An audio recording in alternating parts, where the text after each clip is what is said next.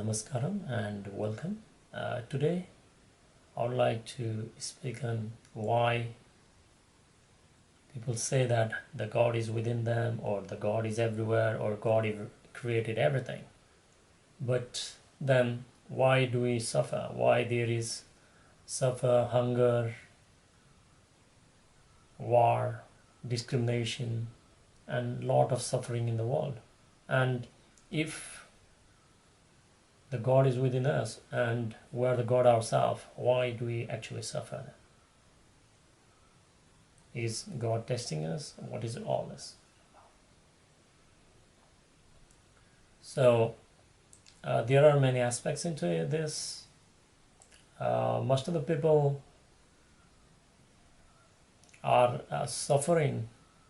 One of the reasons is because they have heard these words, but they have never actually, tried to find out what it really means. They didn't actually looked into it. So if somebody says that you are God, or like the God is within you or something, they just take it very casually, and it does not actually act as the process of seeking. But what if one thinks that if the God is within us, then why do we suffer? Then this can be a very powerful seeking tool. A similar question has been asked by many realized beings in the past before they became realized. One of them was Zen Master Dogen. When he was a novice Zen monk, he had been told that our true nature is Buddha nature. So his question was, if our true nature is a Buddha nature, then why do I need to meditate? Why do we suffer? Why people suffer, and why they make people suffer? And in the same context, if you come towards India, in Shaivanism, they say that our true nature is Brahman or Shivam or divine itself. And most of the people have taken this literally, just by hearing or being told by someone, and it has actually put people to sleep, because they will think that, okay, I'm God already, but they don't have actual experience on what it means or something. So there are two aspects into this. So then the question still arises, if we are the creator ourselves, or the God ourselves, or divine, whatever you want to say, then why we still suffer? This question has been answered very easily or in a simple way by Sadhguru. What it says is, if you eat a banana, there is an intelligence within you which converts the banana into a human body. Similarly, if the same banana has been eaten by a monkey, dog, or elephant, it will be converted into a monkey, dog, and elephant respectively. The intelligence knows how to create. And not only that, the moment we're born, we're very small, and through the process, the intelligence within us has helped grow this body. Similarly, he has already mentioned, if you have watched several of his videos, that all our experiences are created from within us. So let me try to elaborate this. Let us take a stone, and if we rub the stone, what we'll get is just the dust. Similarly, like if we rub the orange, We can only get the peel, a little bit of juice, seeds, tangy smell, and citric taste. And similarly, if we rub our body, we'll get peeling of our skin, bleeding, and if you even rub further, you can also get the bones, bone marrows, and so on. I don't want to go into more gross details. But with that, we also get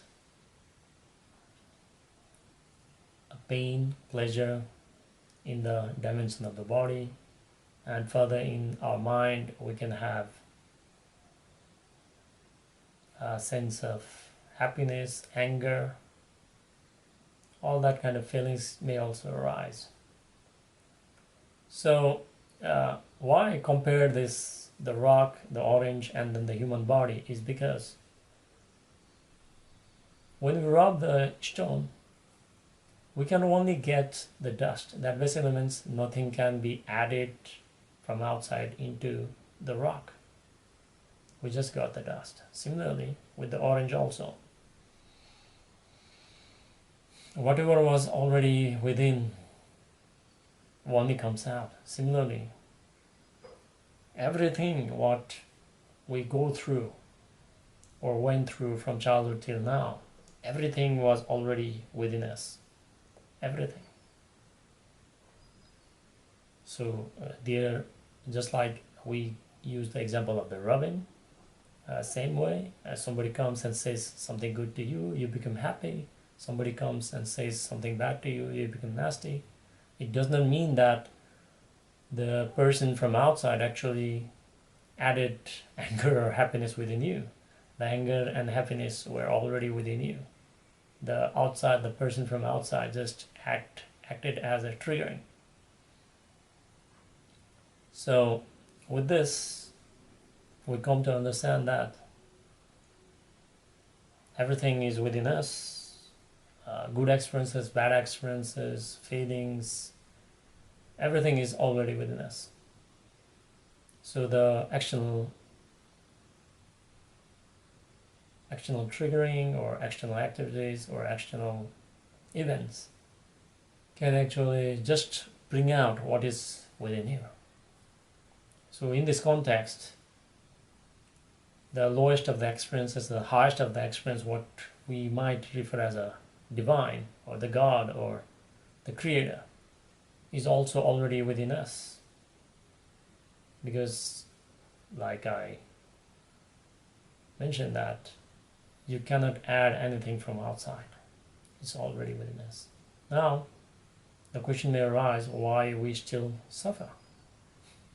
So for the simplicity's sake, we just look into our body initially. If you look into the body is just a pure animal.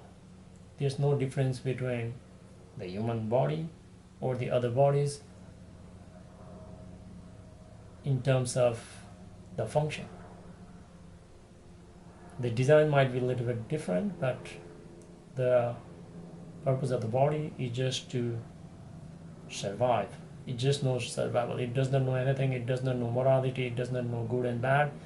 It does not know good and evil, God, devil. It does not know anything. It just knows how to survive, eat, excrete, reproduce, survive. That's it. So because of this reason, if you look into this, the pain and pleasure are just the feedbacks to the body.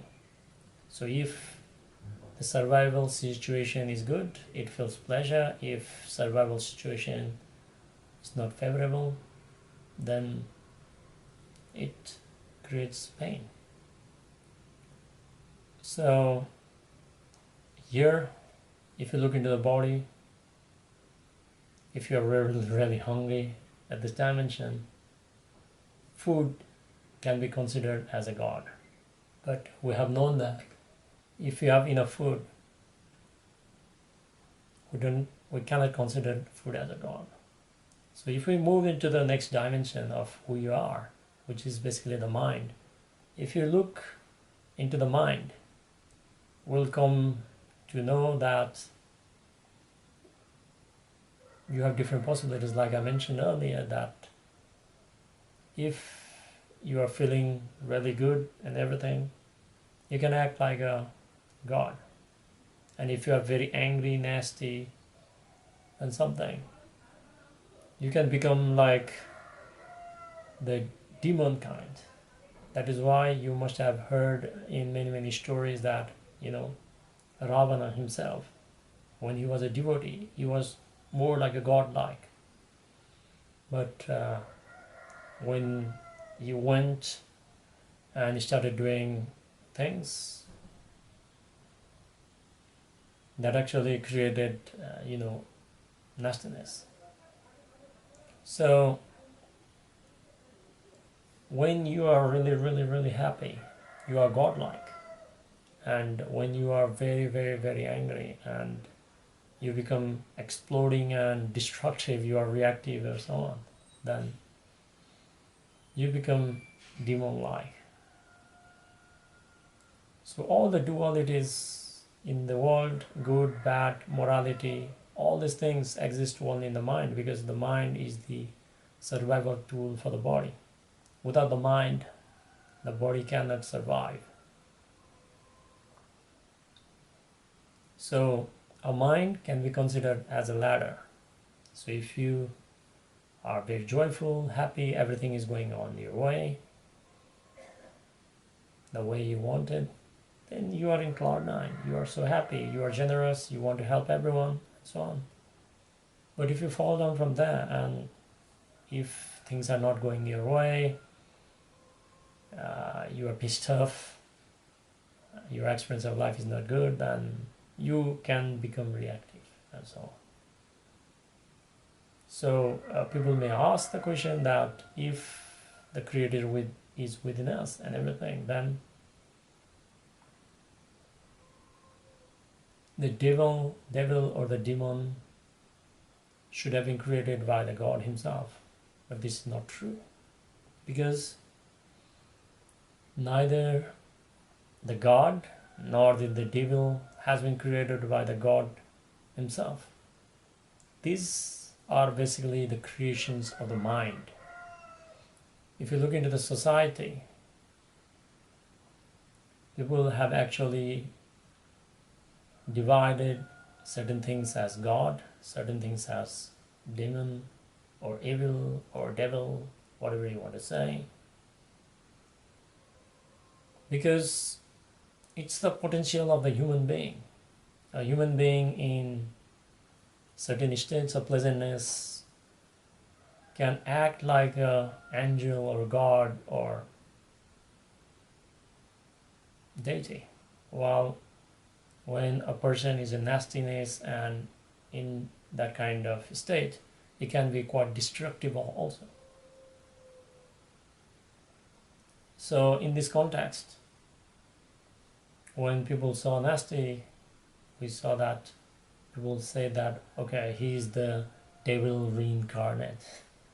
But if you just exclude the human civilization, and if you look the existence as a whole, the animal kingdom, the plant kingdom, and so on, you can just see the process of life. You cannot see devil or the God. At least the devil does not exist. You might say the pleasantness that you experience in the forest or in the beautiful scenery or sunrise, sunset, full moon, whatever you want to say. You may experience certain kind of pleasantness and say divine, but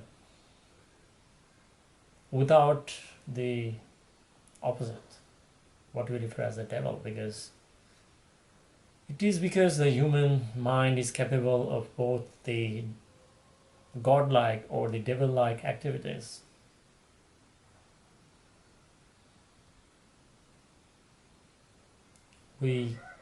Or at least the many cultures of the society, they saw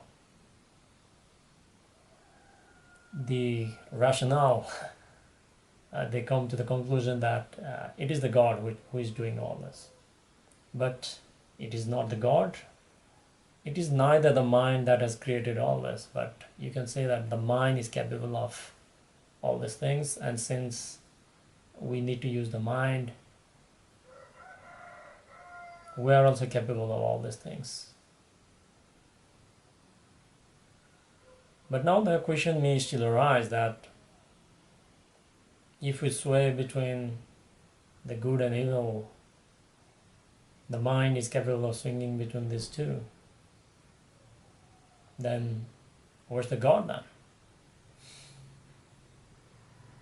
We said that the God is still within us, but we're still suffering then.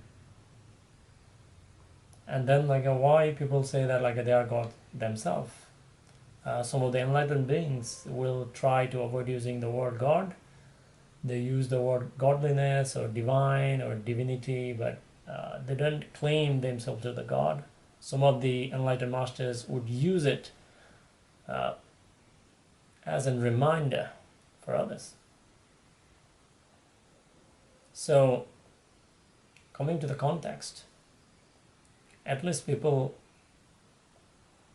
everyone has at least experienced something in their life when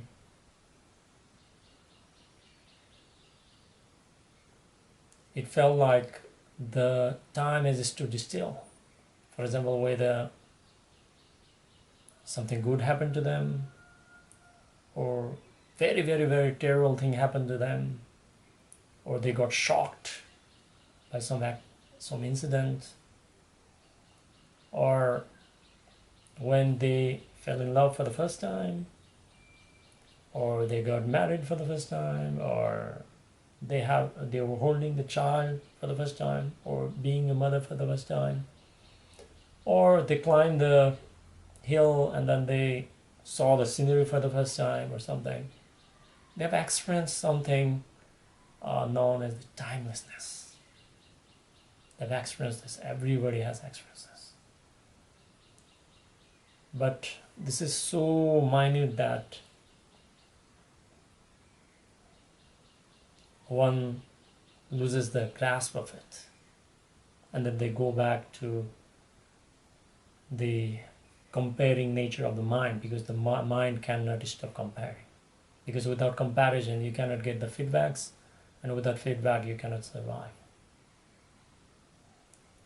So because of this reason, people will go for the treks just to go from one place to the another, just to have that small experience of timelessness.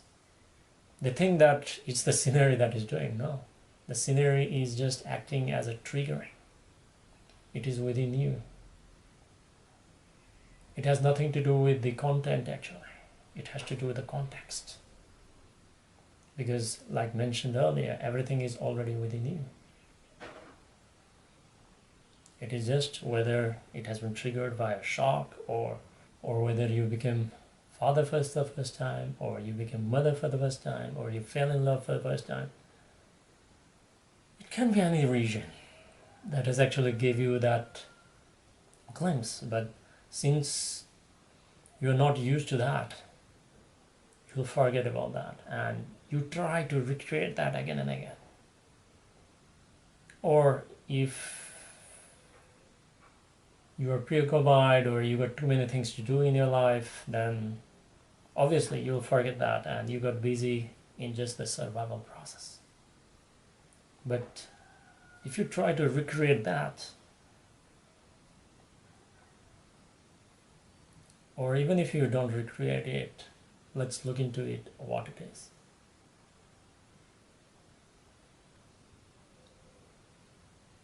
So if you look into that certain period of minute interval when you experience the timelessness, you have actually transcended the mind and body both.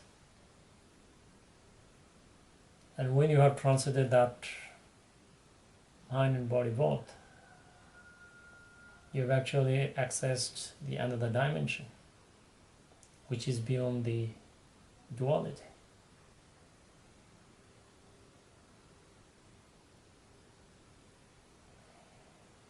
And the entire seeking is just that.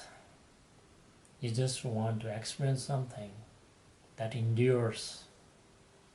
Because whether you have a job, money, parents, families, whatever it is, it's never enduring.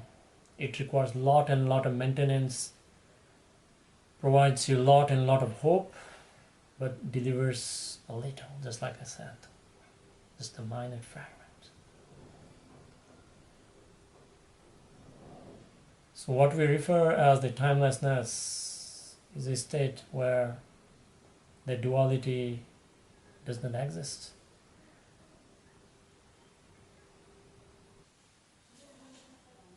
The experience beyond the mind and the body. Now, why we consider this as divine or God is simply because whatever we do, whoever we are with, or whatever we achieve in our life, if we look deeply, the only objective is the well-being. People say happiness, satisfaction, fulfillment, gratitude. So one of the reasons people go to the temples or they use the name of the god because they have various desires. And why they have desires is because they are seeking fulfillment, they are seeking happiness, joy, a certain kind of inadequacy is in many of us. So when our desires come fulfilled, we say thank God, or it happened because of the God, and so on. So we can also say that what we refer as a God is equivalent or synonymous with whatever we refer as the most pleasant experience or the fulfillment. And the timelessness that we're discussing about in the moments of great joy, shock, or any kind of event, or while traveling for the trek or adventure, is simply because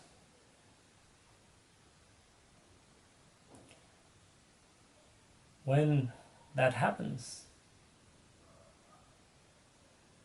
the similar experience is there, and one tries to recreate that again and again by trying to repeat the activities, but again it's not enduring. But through the spiritual processes, either by selfless action, transforming the energies, enhancing the perception, or through devotion,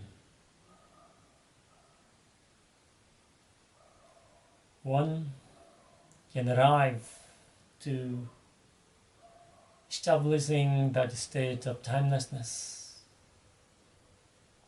And at that moment, since one goes beyond the dualities of the mind, one experiences fulfillment instantly. One experiences blissfulness or ecstasy and so on. So when that state is experienced or arrived, whichever word we want to say, where, because this is the dimension where all the words will fail. And why we also refer it as a God, or the God is within us, is simply because of this. Because if you want to arrive to the same experience through external means, I'm not saying it's not possible, but it's possible, but it's fleeting. It's fleeting. whether you use music, you use certain kind of activity, it's not enduring. But if you arrive to through within yourself, it's enduring. And when you come to this realization that the blissfulness, ecstasy, the fulfillment is there, and deep gratitude comes, the great gratitude descends just for being alive. And if Guru has played a pivotal role, which indeed he has in my life, the gratitude is there and the eternal fulfillment is there. Because of this reason, it is being said that the God is within us. And for this, you don't need to take any steps, you don't need to go anywhere. And when you have eventually arrived to this state of fulfillment, you come to know that the misery, suffering, anxiety, all these things were just an illusion. And this is the reason that this state is known, or the word that Eastern mysticism and spirituality uses is called Ananda.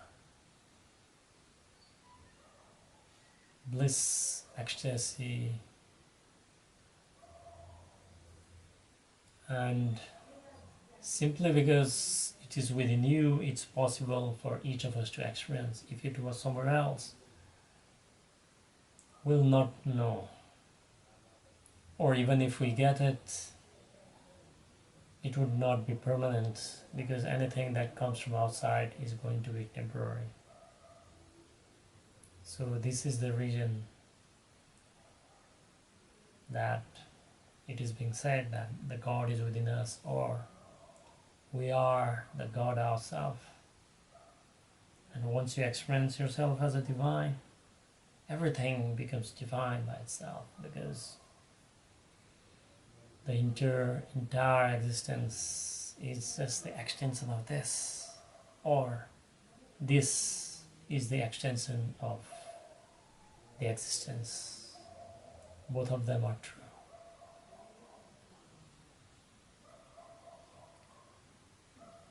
If you have not experienced that, one of the best ways to start this journey of experiencing the timelessness and the divinity within ourselves is to enroll into the inner engineering program and get initiated into the Shambhavi Mahamudra Kriya.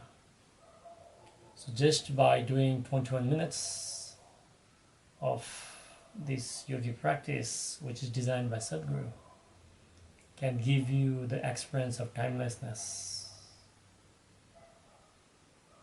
if you simply give in to the process. So I believe and hope that this video helps you in your journey of seeking. Thank you very much.